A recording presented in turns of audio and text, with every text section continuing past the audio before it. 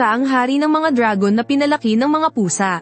Pagkabiyak ng kanyang itlog, ang una niyang nakita ay isang inang pusa, at ang isang kawan ng mga mabalahibo niyang kapatid. Kaya naman, natural lang na isipin niyang isa rin siyang pusa. Inamoy-amoy siya ng inang pusa, at nang makitang wala naman siyang dalang panganib, itinuring na rin itong parang sariling anak ang munting dragon. Pero hindi basta-basta ang mga pusa sa mundong iyon. Kabilang sila sa matalinong lahi na tinatawag na mga pasang engkanto. Hindi lang sila nakakapagsalita, nakakagamit din sila ng mahika gamit ang kanilang mga buntot. Kahit walang lumalabas na mahika sa buntot ng munting dragon. Nang buong lakas niya itong ikinampay. Nakalipad talaga siya, at nakabuga pa siya ng apoy mula sa bibig niya. Gulat na gulat ang kanyang pamilya sa nangyari. Maya-maya, may narinig silang kaluskos mula sa gubat. Pabulong na binalaan ng inang pusa ang kanyang mga anak, na mga tao iyon. Tinatawag nila ang gubat na ito bilang gubat ng mga baguhan. Madalas pumunta rito ang mga tao para manghuli ng mga halimaw. May ilang mababait, pero mayroon ding mga napakalulupit. Para sa mga tao, ang mga pasang engkanto ay isang napakahalagang huli. Pinaalalahanan ng inang pusa ang mga anak na tandaang mabuti ang amoy ng mga tao. At siguraduhing lumayo palagi sa kanila. Lumipas pa ang ilang araw. Isang araw, bigla na lang nagliwanag ang katawan ng inang pusa. Unti-unti itong naging naaaninag at tila naglalaho. Palungkot siyang nagpaliwanag sa mga anak niya, na ito ay isang summon ng magic ng mga tao. Wala siyang magagawa para labanan ito. Bago tuluyang maglaho, iisa lang ang naiwan niyang bilin, na dapat palaging magtulungan ang magkakapatid, para patuloy na mabuhay ng maayos sa gubat na iyon. Nang makalipas ang ilang panahon mula nang mawala ang inang pusa, isa-isa nang bumukod at umalis ang magkakapatid. Tanging ang munting dragon na lang ang nag-iisang nagbabantay sa bakanteng kuweba. Kapag nagugutom, nanghuhuli siya ng pagkain gamit ang mga tinuro ng nanay niya. Pero talagang malungkot ang buhay kapag mag-isa. Hanggang sa bumalik ang ate niyang pasang orange. Kasama pa nito ang kanyang asawa. At masaya nitong ipinakilala ang munting dragon bilang kanyang nakababatang kapatid. Lumapit ang pasang may batik at inamoy. Kinumpirma niyang ito nga ang kanyang bayaw. Kaya pala, ang ate niya ay umuwi para manganak. Dahil dito lang ang pinakaligtas na lugar. Kaya naman, si Xiaolong ay nagkaroon ng ilang malalambot na pamangkin. Tinularan niya ang dating ginawa ng kanyang ina. Tinuruan silang manghuli, magtago, at kumilala ng panganib. Matapos umalis ang pamilya ng kanyang ate, isa pang munting pasang babae ang dumating sa kanilang pinto. Amoy niya ang kanyang kuya. Kaya pala, ito ay pamangkin ni Xiaolong. Sinabi ng kanyang ama, ang puting pusa, na kung hindi makahanap ng ligtas na lugar para manganak, ay pwede siyang lumapit kay Tiyo Xiaolong. Maraming taon ang lumipas, lumaki na si Xiaolong. May malakas na mahika ang umaagos sa kanyang katawan. Kaya niya ring makipag-usap sa mga espiritu ng kalikasan. Hanggang sa sinabi sa kanya ng mga espiritu, doon niya lang nalaman sa wakas, na siya pala ay hindi isang pusa. Sinabi niya ito sa kanyang mga kasamahan. Ngunit hindi naman sila nagbigay pansin. Sa halip, pinayagan pa rin nila si Tiyo na patuloy na turuan sila ng mahika. Hindi na masyadong inisip pa ni Xiaolong. Para sa kanya, ang mga pusa ay palaging pamilya niya. Hanggang sa isang araw, nakita niya ang isang grupo ng mga tao na nanghuhuli ng mga pusa. Binabalatan ang mga ito para gawing paninda. Galit na galit si Xiaolong. Isang malaking apoy ang lumamon sa lahat ng mga ngaso. Matapos yun, lumipad siya agad papunta sa kabisera ng kaharian. Dumating siya doon na may ganap na kapangyarihan. Nagbigay siya ng babala sa lahat ng tao. Ipinahayag niyang siya ang dragon na tagapagbantay ng mga pusa. Kung sino man ang manghuli muli ng mga pusa simula ngayon, ang lungsod na ito ay masusunog at magiging laot ng apoy. Hindi niya naisip na tuluyang puksain ang lahat ng banta. Ngunit sinabi ng kanyang ina noon, na mayroon ding mabubuting tao sa mga tao. Kaya sa pagkakataong ito, nagbigay lamang siya ng babala, maliban sa pangangaso para sa pagkain at pagtatanggol sa sarili. Hindi napapayagan ang panghuhuli ng mga pusa para sa ibang layunin. Maraming taon na ang nakalipas.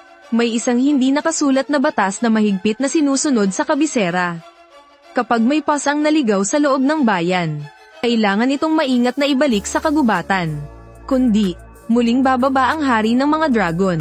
Lumaki ang prinsipe na laging naririnig ang pangaral na ito. Likas na magagaling sa mahika ang maharlikang pamilya sa bawat henerasyon. Pero siya na lang ang bukod tanging kahit anong pilit, ay hindi makagamit ng kahit anong mahika. Kinagabihan, tulad ng dati, palihim siyang nagsasanay ng mahika ng 10 oras ng gabi. Nang biglang may lumitaw na pusa sa tabi niya. Tahimik lang itong naupo sa isang tabi. At pinanood ang paulit-ulit niyang pagkabigo at pag-ulit. Pero sa tuwing gumagana ang mahika niya, masayang nakikipagdiwang sa kanya ang pusa. Sa mga sumunod na gabi, laging saktong dumadating ang pusa. Unti-unti silang naging palagay sa isa't isa. Hanggang sa natuto na rin silang magkaintindihan. Pero nang malaman ito ng hari, ganoon na lang ang takot niya. Agad niyang ipinatawag ang prinsipe. At tinanong kung pinilit ba nitong manatili ang pusa. Nang marinig niyang magkaibigan na ang dalawa, doon lang nakahinga ng maluwag ang hari. Pero nang araw na iyon dumating pa rin ang hari ng mga dragon. Hindi siya nagwala para pumatay. Umaali-aligid lang siya sa bayan, na parang may hinahanap. Kusang tumakbo palabas ang pusa. At nag-usap ang dragon at ang pusa sa isang kakaibang paraan. Uy, may nakakaintindi ba rito ng wika ng mga pasang engkanto? Ako po nakakaintindi ng kaunti. Gusto kong turuan ng mahika ang batang tao. Anong ginagawa mo sa bayan ng mga tao?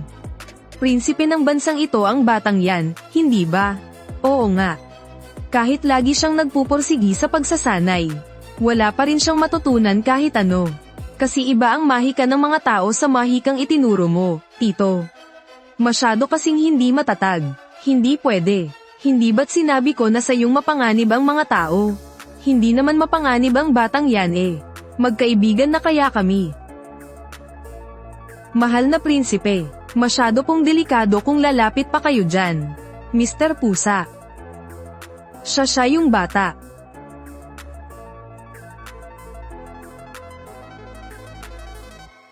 Tito, di ba sinabi mo rin sa amin na dapat pahalagahan ang mga kaibigan, di ba?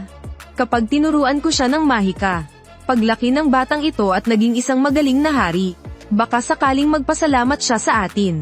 At mas protektahan pa niya ang tribo ng mga pusa. Sige na nga, tatanungin ko ang hari ng mga tao. Kung pumayag siya, edi walang problema. Pero kapag hindi siya pumayag, sumuko ka na lang, maliwanag. Ayos. Ang daling kausap ni Tito Pakpak. Pagbabagong kilos. Anyo.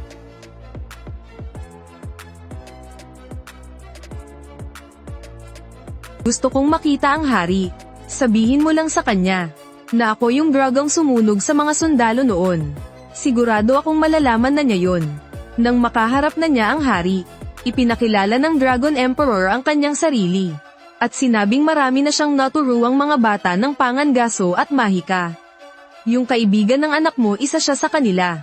At nagkusa siyang manatili para maging guro ng prinsipe sa mahika. Natulala ang hari, dahil ang mga itinuro ng Dragon Emperor sa tribo ng mga pusa ay puro mahika ng mga elf. Para sa Dragon Emperor, baka walang kwenta lang ang mga mahikang ito. Pero para sa mga tao, ang mahikang galing sa mga elf ay kayang pabagsakin ang puwersa at kapangyarihan ng mga bansa. Pero wala namang pakialam doon ang Dragon Emperor. Nagtaka pa nga siya kung bakit tawag ng tawag ang hari sa kanya na Dragon Emperor. Para sa kanya kasi masyadong sobra naman ang pangalang yun. Kung kailangan talaga siyang bigyan ng pangalan, mas bagay siguro ang Dragon Pusa. Tutal, simula nang ipinanganak ako, pinalaki na akong parang isang pusa. Kung gayon, tanggapin niyo po ang aking paggalang. Kamahalang dragon. At ayun nga, natutunan ng prinsipe ang mahika mula sa pasang iyon. Nang siya naman ang naging hari, itinuro rin niya ang mga mahikang iyon sa kanyang mga nasasakupan. Simula noon tuwing may isi silang na anak ang hari, pumupunta ang mga pusa mula sa gubat para maglaro sa kabisera. Kapag naging kaibigan na ng mga pusa ang prinsipe o prinsesa, tuturuan nila ang mga ito ng mahika. At mananatili sila sa tabi nila para samahan sila. Nakakapanatag ng loob. Kaya naman, ang mga tao sa bansang ito ay hindi na muling nanakit ng mga pusa. Pinoprotektahan ng mga tao ang mga pusa sa gubat. habang tinuturuan naman ng mga pusa ng mahika ang mga tao. At ang dragon naman na nakatira sa gubat ang siyang nagtuturo sa mga kuting ng pangangaso at mahika. Ngayon, heto ang detalyadong pagsusuri natin sa episode na ito. Isang dragon na pinalaki ng mga pusa. Kahit na madalas na tayong makakita ng ganitong kwento, hindi ko maitatangging sobrang nakakaaliw ang unang episode nito. Yung ideya pa lang na may isang dragon na natututong manghuli ng daga ay sobrang kayat na talaga. Sayang lang kasi medyo mabilis yung takbo ng kwento. Sa unang kalahati kasi, nasa gubat pa sila, kung saan lumalaki siya kasama ng mga kapatid niyang pusa. Tapos sa ikalawang kalahati, biglang talon na agad sa kaharian makalipas ang maraming taon. Para sa akin, mas gusto ko pa sanang makita yung mga pang-araw-araw na kulitan ng maliit na dragon kasama ang pamilya niya. Pero base sa takbo ng kwento ngayon, mukhang papunta sa slice of life ang anime na ito. Nasisingitan paminsan-minsan ng mga eksena ng mga kontrabida. Gaya na lang kung may manggulo sa kaharian. Tapos magugulat na lang sila na may backup pala itong dragon, mga ganong klaseng eksena. Pagdating naman sa animation at production, maganda ang naging dating ng unang episode. Smooth ang mga eksena, at kuhang-kuha rin nila yung tamang vibes. Syempre, malaking bahagi nito ay dahil na rin sa sobrang kayat na character design ng mga pusa at ng dragon.